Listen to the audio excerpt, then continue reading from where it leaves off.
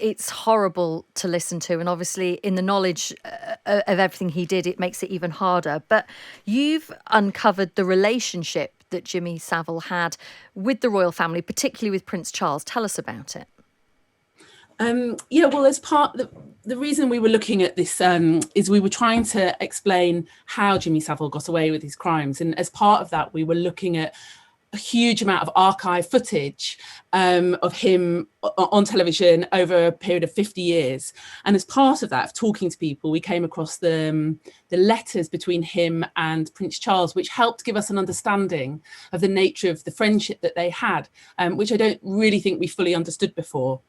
And I suppose what was most interesting and why we've included those in the film, which looks really broadly at many reasons why Jimmy Savile wasn't apprehended before he died, is that the relationship was one where Prince Charles trusted and respected Jimmy Savile, and I think that's really interesting, because I think what we were trying to do is look honestly at the British public's relationship with Jimmy Savile in order to try and explain how he got away with it. And I think there's been a temptation to sort of say after the revelations, oh well, I always hated him, I always hated the man. That seems to be the common answer we got when we phone people up. And I think that's unhelpful, because I don't think the archive material or footage bore that out. I think that isn't the case. I think he was trusted and respected. And I think that we need to look at that in order to understand how perpetrators behave and how this happened.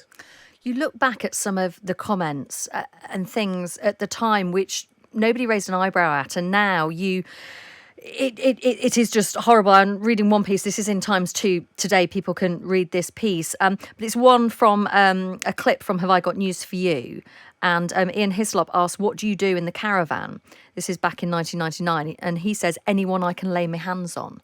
And you listen to this. And why at the time were we not picking up on that? Is it just because he almost groomed the establishment, groomed the British public? Yeah, I think it's really interesting. I think the archive footage, we looked at over 700 hours of footage, which hasn't really, for good reason, it was sort of put away after the revelations came out. And we looked at it sort of responsibly and carefully to exactly examine why, when he is, the cliches, he, hiding in plain sight.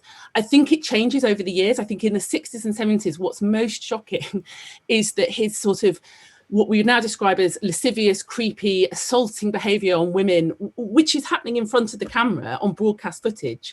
What's shocking about that is not that he's doing it because we now know what we know, it's that nobody blinks an eye. It's completely normal. So I think that the social conditions at the time that normalised that kind of behaviour, I don't mean the things that we found out that he was also doing, but the sort of public lasciviousness and creepiness was not judged as anything problematic. I think that's really, really interesting to look back at. I think later on in the 90s, it's interesting because the clip you mentioned is later. I think that the tactic slightly changes, because I think that by then that kind of behaviour, he is seen as a bit of a creepy, strange figure.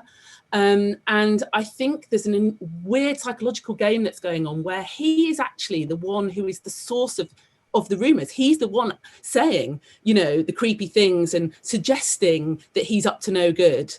And I think it does a kind of double bluff. It's a double bluff with the audience. So it's quite confusing, and people end up thinking, well, he's sort of saying it, so it can't be true. And I think that kind of psychological game that goes on, it's quite complex that we can now look back at in the archive. And we also asked our interviewees who were in the archive to look back at it themselves, which was kind of an interesting experience.